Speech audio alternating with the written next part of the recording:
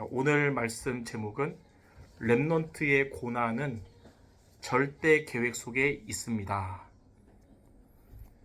여러분들 렘넌트인데 목사님 저 나이가 좀 있는데요. 근데 저도 렘넌트예요. 제 밑으로 렘넌트입니다.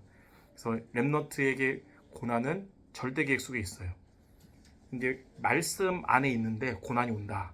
그러면 그거는 하나님의 절대 계획이 있다. 이렇게 믿어야 돼요.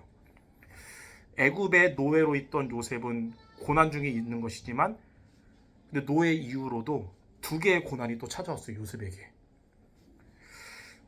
요셉이 누명 쓰고 감옥에 갔습니다. 그 감옥살이는 미래를 기약할 수 없고 어두운 곳에서 죄인으로 살아가야 하는 것이라서 어떻게 보면 노예살이보다도 더 큰 고난이에요.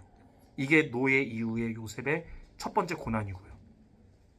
감옥 안에서 술 맡은 관원의 꿈을 해석해줬고 그로 인해서 술 맡은 관원은 복직을 했어요. 꿈대로.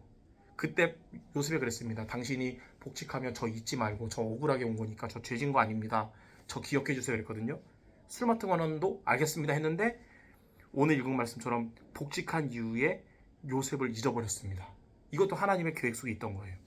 이게 노예 이후의 두 번째 고난이에요. 그러니까 기약 없는 어두운 기다림이라고 할 수 있겠죠. 근데 요셉의 이 두 개의 고난은 모두 하나님의 절대 계획이었습니다. 왜냐하면 요셉이 누명 쓰고 감옥 간 것은 그곳에서 하나님이 고위 간부 죄수들과 만나게 하셔서 미래를 놓고 애굽의 경영과 정치를 배우게 하시는 하나님의 절대 계획이었어요.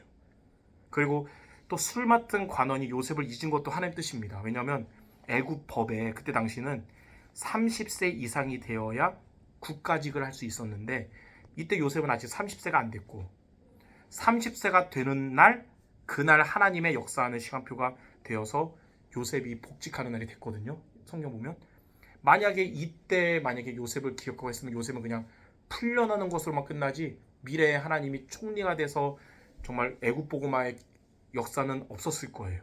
그러니까 이거 다 하나님의 절대 계획이었던 겁니다. 그래서 당시에는 우리도 고난 연속 같아도 이렇게 요셉의 여정은 하나님의 절대 계획 속에 있었던 겁니다. 이처럼 지금 렘넌트의 고난이 계속되는 것 같아도 말씀 안에 있는 자의 고난의 연속은 하나님의 절대 계획을 이루는 과정이라는 것입니다.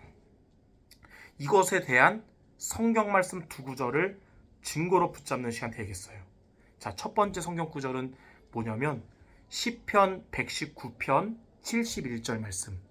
이거를 나의 고난은 하나님의 절대 계획 속에 있다는 증거예요. 첫 번째. 어떤 말씀이냐면 고난 당한 것이 내게 유익이라. 이로 말미암아 내가 주의 율례들을 배우게 되었나이다. 고난이 여러분을 말씀 안에 있도록 이끄셨다면 고난은 하나님의 절대 계획을 이루는 길이 되는 것이고 하나님의 진짜 응답이 이루어지는 시작이 되는 거예요. 돌이켜보면 고난이 없었다면 나는 말씀 안에 있지 않았을 거라면 그거는 하나님의 복이 아닌 것이죠. 자, 두 번째 로마서 8장 28절 잘하는 말씀인데 우리가 알거니와 하나님을 사랑하는 자 곧 그의 뜻대로 부르심을 입은 자들에게는 모든 것이 합력하여 선을 이루느니라. 그러니까 말씀 안에 있는 여러분에게 오는 고난은 하나님이 다 합쳐서 선을 이루게 될 것이에요. 그래서 이 두 가지 성경 말씀을 여러분이 이번 주에 증거로 붙잡고 고난이 올 때나 안 올 때나 역경이 올 때나 안 올 때나 말씀 안에 있는 렘넌트 모두 되기를 주님의 이름으로 축원합니다.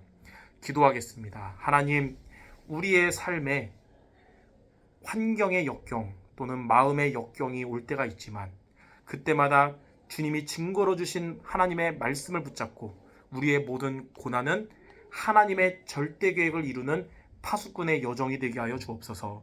예수 그리스도 이름으로 기도드립니다. 아멘.